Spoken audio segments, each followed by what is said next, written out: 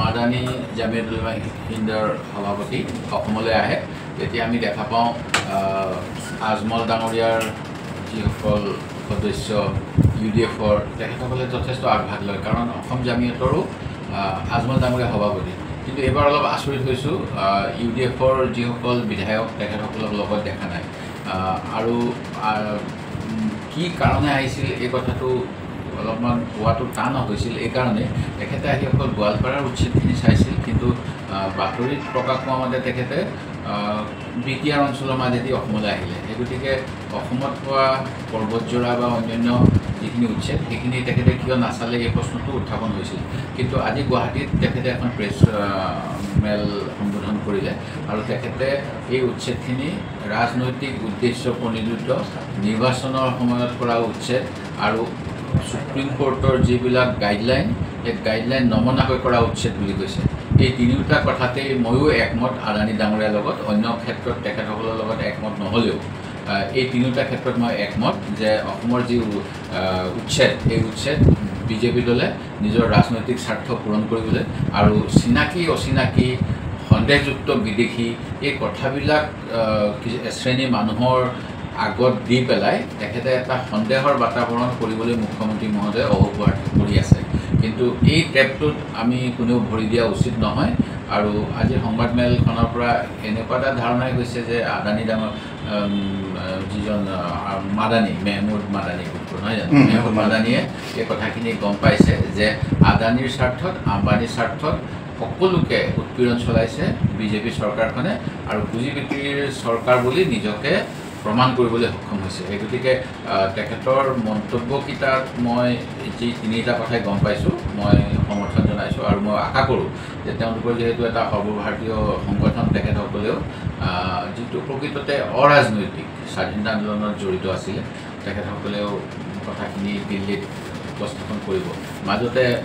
এগৰাকী আহিছিলে ছৈয়দা হামিদা কিবা নামটো তেখেতে কিন্তু এখন অতি ভুল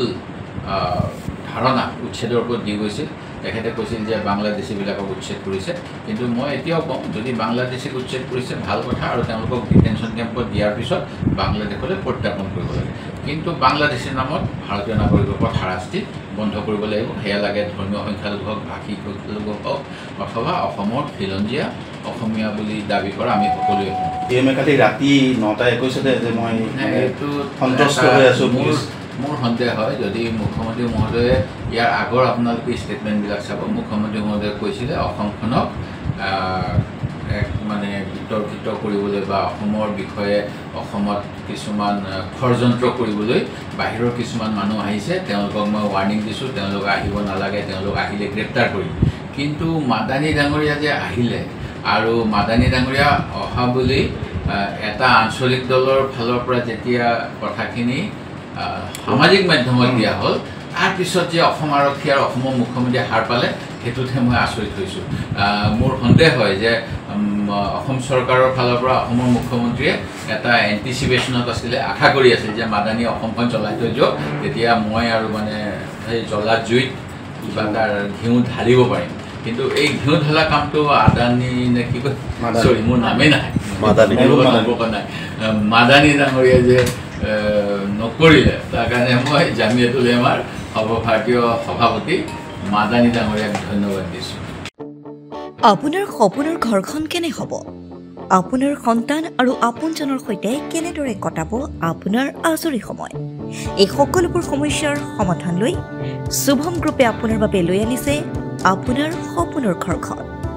362টা ফ্লেটযুক্ত শুভম গাৰ্ডেনৰ সফল নিৰ্মাণৰ পাছতে 20 বছৰৰ ভৰসা 16টা প্ৰজেক্ট 28 লাখ বৰ্গফুটৰ সম্পূৰ্ণ নিৰ্মাণ আৰু 15 লাখ বৰ্গফুটৰ চলিত প্ৰকল্প নিৰ্মাণৰ অভিজ্ঞতাৰে যোৰহাটত শুভম গ্ৰুপে নিৰ্মাণ কৰিছে দ্বিতীয়টো প্ৰজেক্ট শুভম পাৰ্ক অত্যাধুনিক সা সুবিধাৰে নিৰ্মিত শুভম পাৰ্কত আপোনাৰ আৰু আপোনাৰ সন্তানৰ বাবে থাকিব club badminton court community hall kids play area splash pool আৰু জিম ক্লাব প্ৰতিটো ব্লকত থাকিব 2.5 BHK 3 BHK 3.5 BHK ফ্লেট লগতে থাকিব আপোনাৰ আৰু আপোনাৰ আপোনজনৰ প্ৰাপ্তিৰ সাহী আজিয়ে বুক কৰক আপোনাৰ সপোনৰ ঘৰখন যোগাযোগ কৰক 6003010110 নম্বৰত। আমাৰ ঠিকনা সোণাৰীগাঁও তৰাজান যোৰহাট 785001।